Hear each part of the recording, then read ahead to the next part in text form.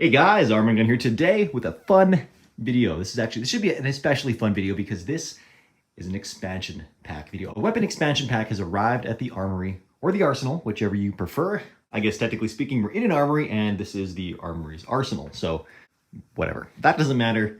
The new weapons do. So by way of this video, I will introduce them all to the channel for you guys and you can expect to see them and many others coming very soon. We're gonna have probably a weapon expansion pack video once a month.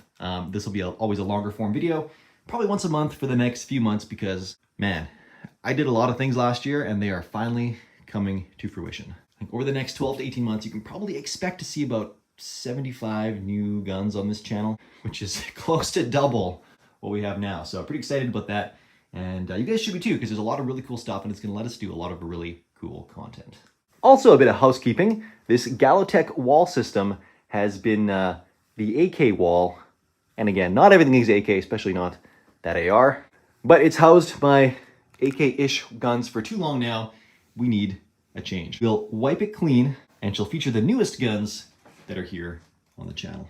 And I guess as a quick sneak peek, boom, there you go. Those are basically the new guns. Alrighty guys, first things first, let's wipe that wall clean and start fresh. Before we start building the wall, guys, this video is sponsored by Mira Safety, so big thank you to them. I have an affiliate link in the description below. It takes you to their site. They make tons of gas mask respirators, really cool stuff. And honestly, given the times we're in, it might not be a bad idea to check out what they have. I've definitely got some of their stuff coming my way. We're kicking things off with the Galil, the one in the thumbnail. This is a 5.56 ARM. ARM stands for automatic machine gun, I think. It's a light machine gun variant with the bipod. This does, of course, have the famed bottle cap opener, which the clever Israelis integrated after, I guess, too many soldiers wrecked magazine feed lips from using those guys to pop a top. These were kind of the Israelis' answer to the AK. They did a couple improvements, which are really cool. We've also got this safety selector right there. We're clear. This upswept charging handle is pretty cool. That way you can come around the top rather than typical AKs. You gotta come underneath like this and hook it, which, not gonna lie, is kind of satisfying. Or roll it pretty good and come over the top. The upswept is just a bit better because you can just keep a gun straight and still come right over the top. And it's still lefty friendly. All in all, super cool and definitely has a place on the wall. And the other one for the thumbnail, something a little different. A tactical axe. This is a half-breed blades design from Down Under. Shout out to Vantage Co. for bringing this guy up to me, but look at this. Man. Absolutely digging this thing. Alrighty guys, this is the Brens Stens and AR-10s edition. These things are ridiculously cool. These are OGs. These are Armalite marked, made by AI in the Netherlands. These are pretty incredibly rare and these are actually in quite nice shape for what you typically find them in. This is the earlier Sudanese contract style. Actually, there was a Cuban contract that preceded these, but those were super rare. But my buddy Richard, the Real Deal Movie Arms, happens to have one. And this is the later Portuguese contract version with all of the upgrades. Man, what a cool gun. A lot of people don't consider this was actually a Cold War era battle rifle. These also had super unique waffle pattern AR mags. They're unique to these guns and they are really cool. I should have some in next week. And kind of cool, we've actually got a name carved into the stock and some other stuff as well. So really cool, more on these guys coming soon. Now we got the Bren. Holy cow, this gun is crazy. It's also a really weird version. And actually we can do this. Turn that carry handle into something of a vertical forward grip, angled forward grip, I guess. And I can hold this thing a little bit better. This was the light machine gun used by most of the Allies in World War II. Man, what a cool gun.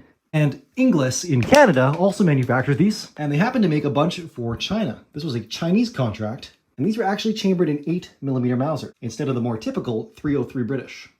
Guys, the manufacturing quality on those things is just crazy. The amount of effort and machining that went into them is just, man, such beautiful, smooth firearms. Then we have this little guy, the SMG used by the Brits. This right here is a Sten.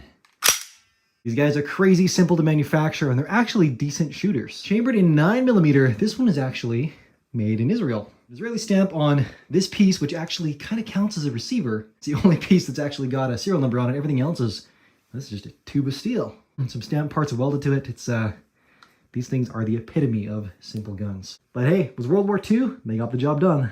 But nothing got the job done as stylish as the Thompson.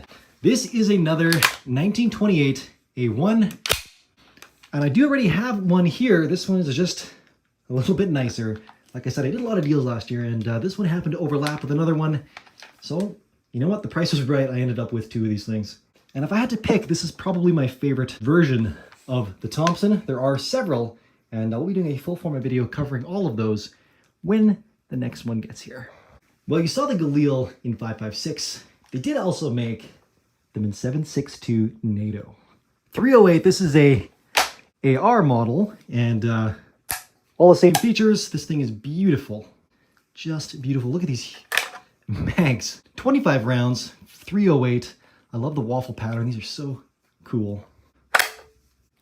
And of course, we're clear. Oh, such smooth actions. These are milled receivers. Just beautiful.